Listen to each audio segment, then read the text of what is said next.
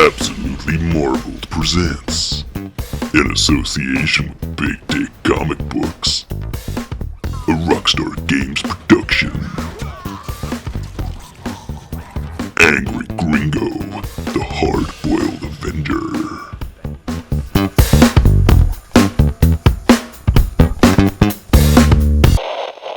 Mission Impossible, John Wick, The Family. Franchises over the course of time have undergone some pretty big changes from their original installments, going from something a little fantastical but believable within their respective worlds, to over-the-top, inconceivably insane, suspend your disbelief like it never fucking existed action, that almost loses its original identity. This is Max Payne 3 in a nutshell, and is almost unrecognisable from the previous two games, and whilst this change of identity is jarring and takes away a lot of the original Max Payne charm, I kind of loved it. Welcome to the broadcast, my name is Naj, and welcome to the third and final part of my Max Payne 20th Anniversary Trilogy Retro Revisit. If you haven't already, check out the first two parts via the link in the description below, and if you like these Retro Revisit videos, let me know in the comments below any games that you would like me to revisit, and be sure to subscribe to the channel to catch them all.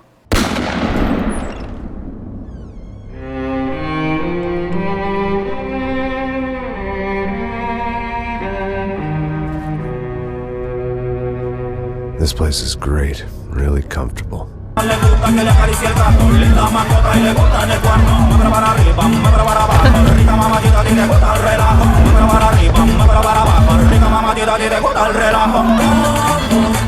After the disappointing launch of Max Payne 2, many thought we would never see another installment. Max Payne 2 was the end of Remedy's time with the series, being written as Sam Lake's envisioned end as the rights were sold to Take-Two and Rockstar. But as time went by, many were unsure if Rockstar would even put out another Max Payne game. Was Remedy's conclusion to Max Payne 2 always intended for the story, sending Max off into the metaphorical sunset?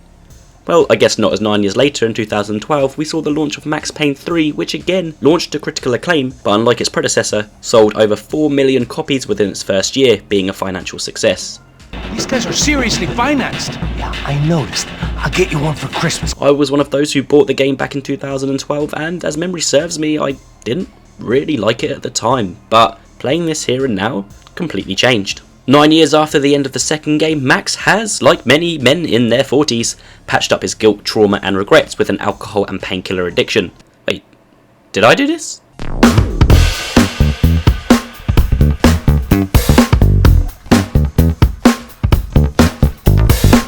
Now living in Brazil, Max has attempted to turn his life around by going from an angry cop vigilante in the depths of Hell's Kitchen to an angry, drunk, dazed and confused security guard vigilante in the corrupt and greed-filled streets of Sao Paulo.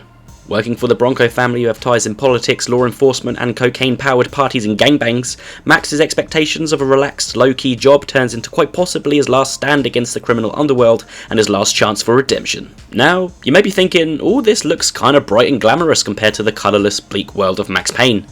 And on the surface, you're not wrong.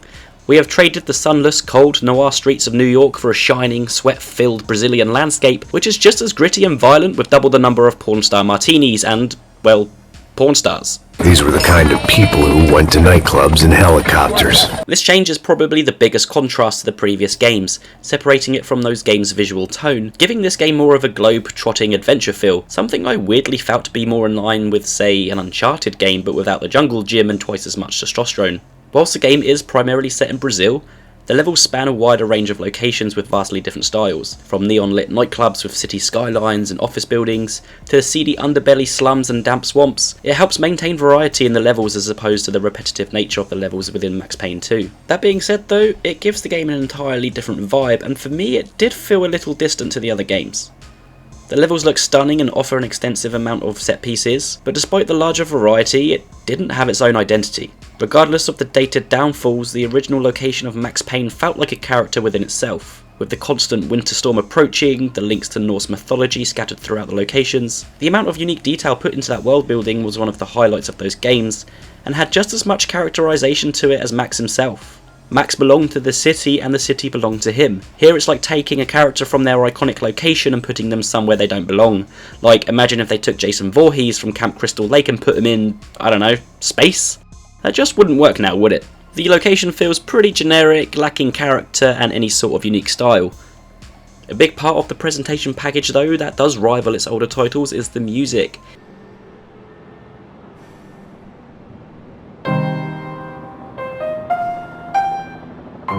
There it was, the soundtrack to my life. Bringing back the classic Max Payne theme song, but also adding various awesome tracks which seem far more prominent in the gameplay than the previous games.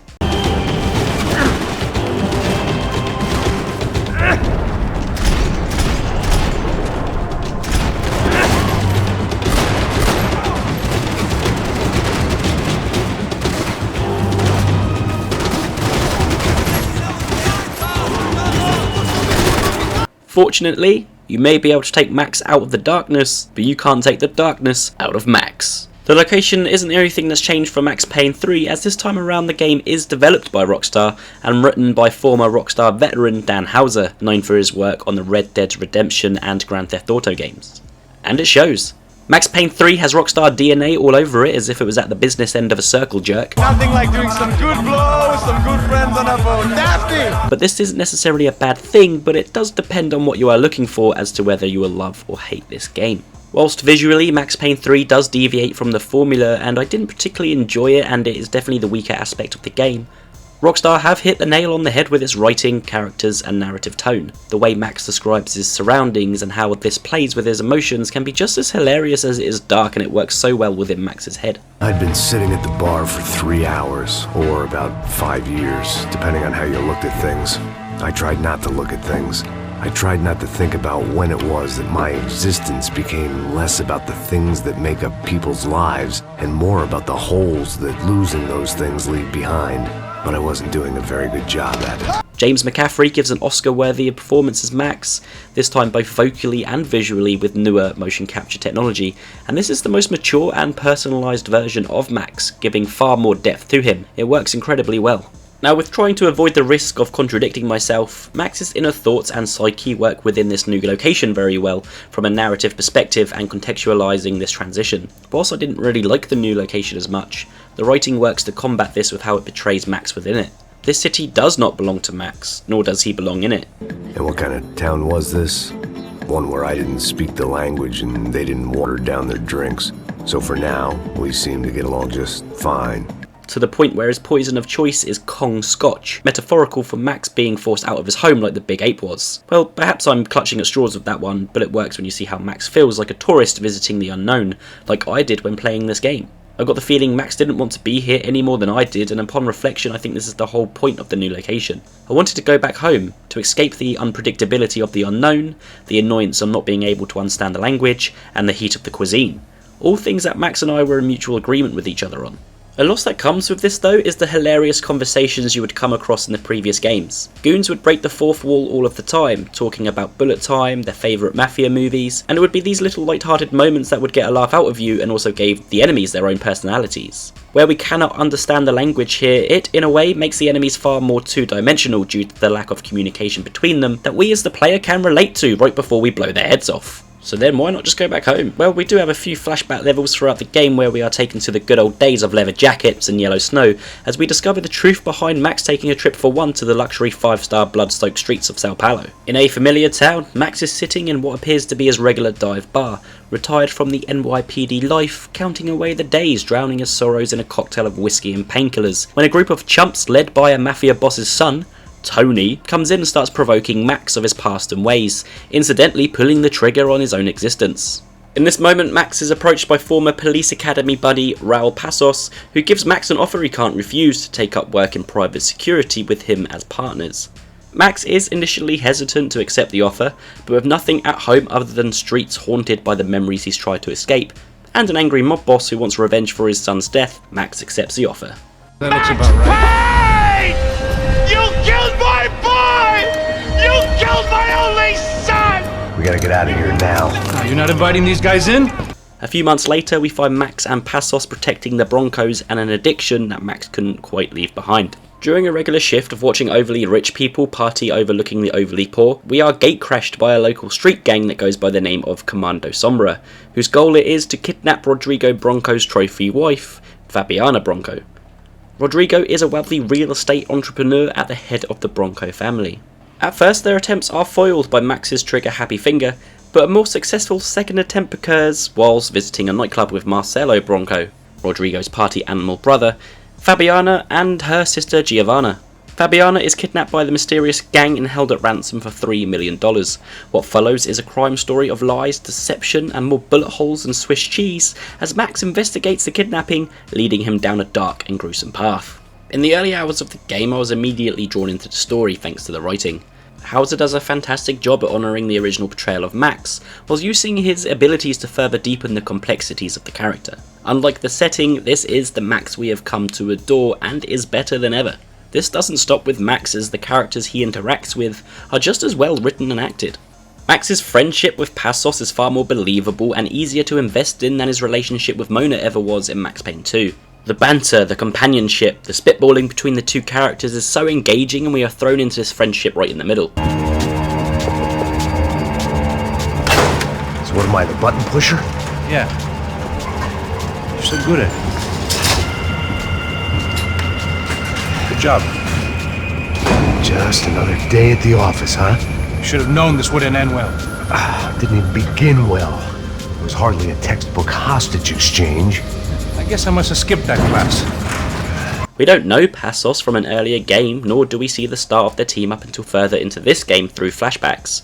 So to write an engaging relationship between these two characters, and to give off the impression they have known and trusted each other for some time, I felt to be a great achievement and was a driving force for the narrative at times. It felt like a buddy cop movie without relying on too much cheese, credible and packed with character. The story does become a little predictable with who the villain is and the overall motive behind it, but it is Max's character development through the story that keeps it engaging. Whilst Max is in unfamiliar territory, and this in a sense is not really his dilemma this time around, this doesn't mean he is not getting set up for more loss and bloodshed. One major difference this time around with the storytelling is the removal of the comic book panels to help tell the story.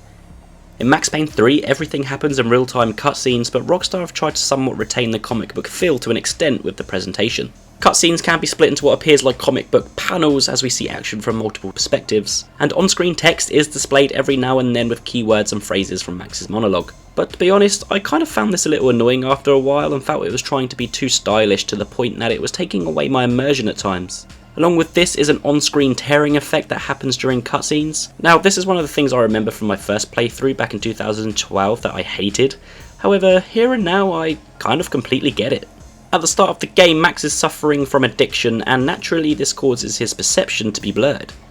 If it is not a gun in his hand, it is a glass of whiskey or a bottle of painkillers, and this constant screen tearing is a representation of his state of mind, blurring our vision just like Max's is. At around the halfway point in the game, Max vows to lose the alcohol, drugs and hair to sober up and to do what he couldn't do before. Rescue the girl and find redemption in helping others. But first, he needs to help himself. Once the drinking stops, the less the screen tearing effect appears as Max's mind clears. I really like this effect and the way it helped to visualise Max's state of mind, and how this wasn't just left to the words coming out of his mouth. That being said though, this is the most nightmarish it gets in terms of Max's mentality. Along with the still comic panel presentation, long gone are any form of nightmare sequences from the previous games. In fact, the whole nightmare kind of feel that lingered in the previous two games is gone. Rockstar are masters at what they do, and they've created a masterful game in its own right here, but this third installment of the franchise lacks one thing: remedy. Sam Lake and his signature wackiness, and this is Max Payne 3's biggest downfall. Rockstar are known for their open world epics and attempts at creating realistic worlds. Whilst this is of course no open world game, this all goes back to that Rockstar DNA with how they have attempted to give this installment a more realistic approach, and whilst the new world of Sao Paulo may not be as packed with unique world and lore building with its attention to detail like the previous games, Max Payne 3 focuses on attention to detail in a different way with its graphical fidelity and some of its gameplay mechanics, but in turn, trades in for this what really made Max Payne stand out to other games like it. Graphically, this game is generations ahead of the previous games, but it's not just the graphical fidelity that makes this stand out. It's the flow and the mechanics. The way Max walks, runs, dives, hell, even the way his hair grows back ever so slightly level to level after he shaves his bonce. It has a really human feel to it, and this is of course down to the motion capture with the actors. The way his body turns as you aim your weapons, and how his feet turn with him, unlike the 360 rotational shoes from before. When on the floor after a bullet time dive, the way his body twists is far more lifelike and really helps at giving the action another layer of authenticity. And I think that's what they've really tried to do here, to create an authentic action experience. And for something that's almost a decade old, it really stands the test of time. Speaking of authenticity, Max has now ditched his magical armory jacket and can only hold 3 weapons at one time. 2 sidearms, which consist of a variety of pistols, Uzis, revolvers, and a larger primary weapon. You have a number of shotguns, machine guns and rifles to choose from, and all pack a good punch, but in this game, it is the headshots you will be going for with its vastly superior shooting mechanics and accuracy. Playing this on a mouse and keyboard is both the best and overly powered way to play Max Payne 3. Diving from a higher platform towards multiple enemies with your quick reflexes and accurate trigger finger, you will be able to take out waves of enemies with ease with consecutive headshots. Perhaps at times it makes the game a little easy, but hell if it isn't a blast to play. I felt like there was no stopping me at times, and it made a nice change from the previous games where it was a little less accurate and effective. You will be popping off all different kinds of awesome shots, and eventually you will become a master at bullet time gameplay, and it's just so much fun. Max can hold his sidearms in their carriers around his waist, and when using a sidearm, he will hold the larger weapon in his left hand, swapping between the two. It limits the weapons you can hold, but I like this as it gave the combat a more aggressive and animalistic feel to it, as you would have to scavenge the weapons dropped by your enemies as you ran out of ammo, fighting with whatever you could find. The word animalistic also translates into the realism they have tried to create with the game's violence. Rockstar are known for their violent video games, and that is no exception here. Shots to the body, head or pork sword will now leave bullet hole effects. Body parts will be blown out, like shooting people in the head and seeing the brain pop out the back will never get old. Sick, I know, but it helps keep the combat exciting as we blast people, giving them what looks like a brand new bloody arsehole.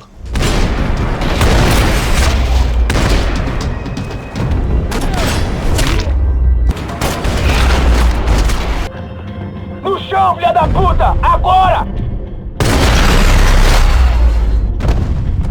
These new wound effects also translate onto Max's body when you are shot. You'll have bullet holes all over you, and while some are pretty inconvenient and would take Max straight out, they are pretty good to look at and add another layer of realism to the action. Max's slow-mo abilities return to form with actually slowing down time for all, rectifying the weird changes it made to Max Payne 2's. A new mechanic we have is the ability to take cover behind walls and other forms of cover, allowing the game to become a cover-based shooter at times if need be.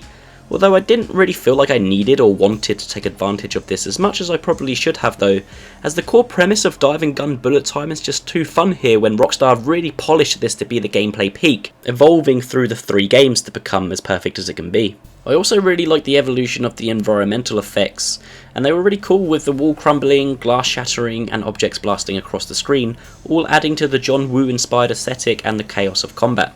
Max now has the ability to have a last stand against his enemy. If Max is shot with a potentially killing blow, time slows down and we have the opportunity to survive, if you can manage to bust a cap in the shooter's ass. This makes for some tense encounters as you draw your last breath and shot, but sometimes it can be a little frustrating. There were a few times when I couldn't see the shooter because something in the environment was in the way, so I knew I was done for, even though from Max's perspective I probably could have hit them, but where it's third person from behind, I just couldn't pull off the shot. However, I have to ask myself, when is enough enough? With all this intense combat comes high stakes, bigger bollock set pieces that tip the scales of believability from, yeah, I could buy that, into fuck off, how did you pull that off? I felt like I'd missed out on the joke, and it was a real good one. Come on.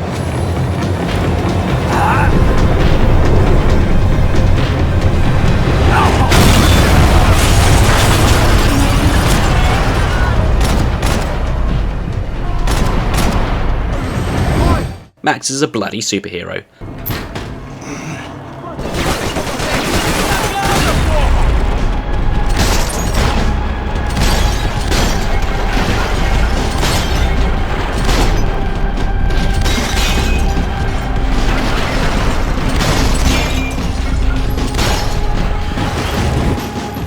Think the Punisher crossed with Deadshot, diving off the top of stadium steps taking out everyone at the bottom, eliminating groups of paramilitaries with rocket launchers from a weaving bus, from taking out an entire police station of corrupt cops single-handedly, to taking down armoured vehicles, helicopters and aeroplanes with a grenade launcher by poking out of a car sunroof. It all sounds like something out of an over-the-top action game or movie, departing from its more grounded noir-style predecessors. Sure, this makes for some great combat, but I can see why players would have been turned off by this, making Max Payne 3 the most divisive installment amongst fans. So whilst the gameplay and overall aesthetic of the world is more in line with the big Hollywood action blockbuster, which is fun if that's what you're looking for, the story and the narrative structure still do continue the trend somewhat with its noir themes, being more of, I guess, a neo-noir title. I did enjoy the story of this game and felt it gives Max the send-off he deserves, which is all any of us could ask for. The story does focus a little too much on the damsel in distress plot device as we go from one level to another, and it does grow a little tiresome at times, but the mystery around it all keeps moving along, and I didn't lose my interest until the closing moments of the game, as it was just treading the line about staying its welcome. Following Fabiana's kidnapping, Max and Passos attempt to deliver the $3 million to the Comando Sombra, but they are ambushed by the Cracker Preto, which is not a type of pretentious sandwich but a paramilitary unit who steal the ransom money. Despite this though, the two learn of Fabiana's location, upriver in the lagoon, so we have three groups, Max and the Broncos, Comando Sombra, and the Cracker Preto. You'll have to forgive me for not being able to follow all this. You're not supposed to follow it. Max's next attempt at rescuing Fabiana is ended swiftly by the Sombro's leader, Serrano, who attacks Max and flees with the goods. Upon returning to deliver the news to Rodrigo and the brothers, the Broncos' office is crashed by the paramilitaries who storm the building to kill Max for stirring the pot, but instead Rodrigo is assassinated. Having failed his employer, the family and himself, Max vows to better his life by getting off the booze and drugs, becoming a new man by shaving his noggin, and acting on information received by one of the attackers at their office, heads into the slums of Brazil where they are supposedly holding Fabiana. Whilst making his way through, we meet Wilson da Silva, a detective who is investigating Cracker Preto and suspects they are in cahoots with Rodrigo's brother, Victor Bronco, as well as Sao Paulo's brutal police force. Da Silva offers his assistance in helping Fabiana in exchange for any information Max obtains in his mission on Cracker Preto. Max agrees and heads off to locate Fabiana.